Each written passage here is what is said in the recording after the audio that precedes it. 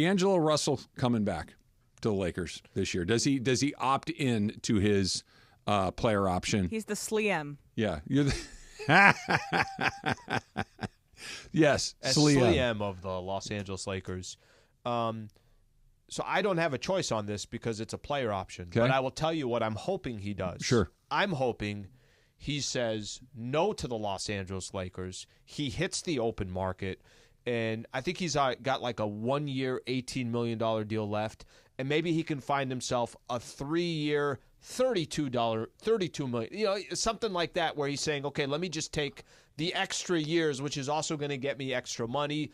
I'm hoping if I'm Rob Pelinka, that's what happens. Now, Is D'Angelo Russell on the team next year? They're no, I don't think he is. no. I don't think he is. I mean, I don't think he. Do you think they wanted to keep him at the deadline, or they just couldn't find somebody that wanted him? I think to it was take him? so clear they were trying to trade him, but also understood everybody knows we're trying to trade him, and probably we're trying to get fleeced. So I think the only reason why he ended up a Los Angeles Laker, and it's not to say that he didn't have a really good 3 months. He did. But I think if they could have upgraded in that position, maybe even knew that he was playing good enough that player option, you're trying to get value for a player that's still under your roster. It's so weird. Weird's the wrong word. It's not weird. I don't think he's a Laker next year. He's exactly what he's always been. There are times you're like, I think he's starting to figure it out, Yep. and then there are times like, no, he's not. Mm-hmm. No, he's not. Immature still. And it's the whole and it's thing. the 10 years that he's been in the league or whatever it is. Maybe it's 9. I don't know. He's been telling you what he is. There are moments where it looks really good, but the totality of it is, on the whole, it's left you underwhelmed. It's underwhelmed. Does he stink? No, of course not. He doesn't stink. But is he a guy that you're dying to be hooked to long term? Absolutely not. Is he a guy that you can count on in big moments? Absolutely not. Could he show up and make a bunch of shots? Of course Yeah. he can. Yeah. But I Did it in can't. game 2. I can't count on it. Followed it up with 0 points yesterday. All right, so Darvin Ham, is he back next year? But do you just think your prediction, is he the head coach next year? My prediction is no. No. Is it a 100% no, or is there a world that exists where he's back? Definitely a world that he exists, or that exists that he would be back. But my prediction is you've clearly lost the players. You've clearly lost the star player in Anthony Davis, whether they want to admit this or not, or somebody wants to walk it back. He did say after game 2, there are stretches we have no idea what we're doing on both sides of the floor. Anybody leave the game last night thinking they know what they were doing? No. Exactly. You got some of your guys that just the fight is done, and maybe that's just being discouraged of what you're watching on the other side. But no, I don't think he's the coach of the Lakers next year. Do you think that there's somebody on the market that has been identified that you think would be the right fit? No, I think what's going to happen, this is just the world we're in right now in the NBA. Coaches are getting, did you do well? Did you meet expectations? If not, you get canned. I think what will be interesting is what other teams might lose their head coach over the course of these next couple of months, right?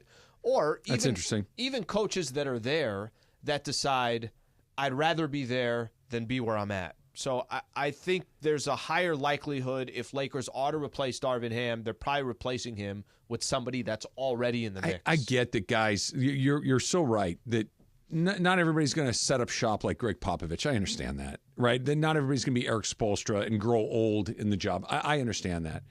But when you look at what they've done, what's this? 1, 2, 3, 4, 5. Darvin Ham would make 6, okay? Their last 6 coaches will have coached for a year, 2 years, 2 years, 3 years, 3 years, 2 years. That's fast. Mm-hmm. That's really fast. Steve Kerr's been in Golden State for a long time. They've been really consistent and steady.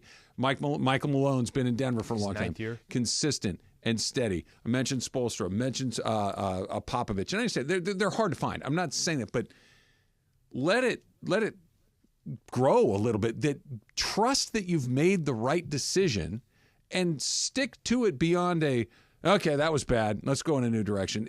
At some point, you got to trust that you got the right person and write it out a little bit, don't you? They look as bad as Darvin Ham. But you can't pick another Darvin Ham. Here's the problem. You Here's the have problem, to do Trav. better than that. Trev, the problem is changing your coach is the easiest way that you could say it's his fault.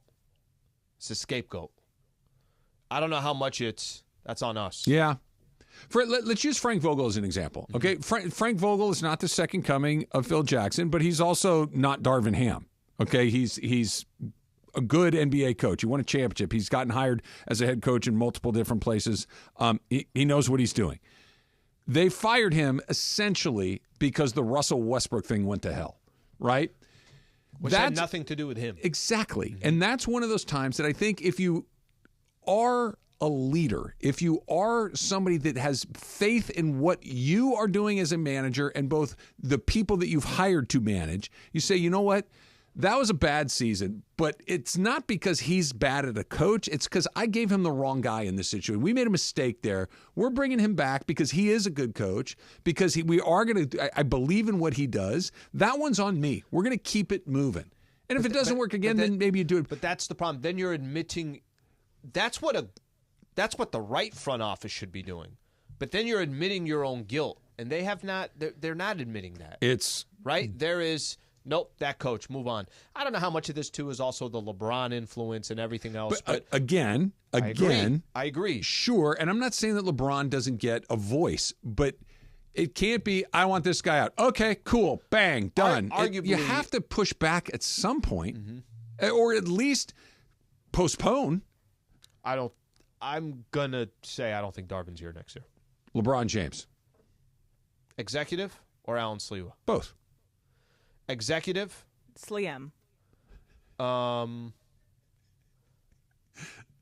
I think he will be here. Alan Sliwa, if he opted out of that contract and decided to go somewhere else, might be best for everybody. What if he opted out with the hope that the Lakers were going to extend him and they just say, look, I don't think he'd opt out unless he knew he knows it's waiting. As a Clipper, no arena. Yeah. I think he's coming back. I almost feel 100% sure that he's coming back. I'm like 95. I'm right there with you.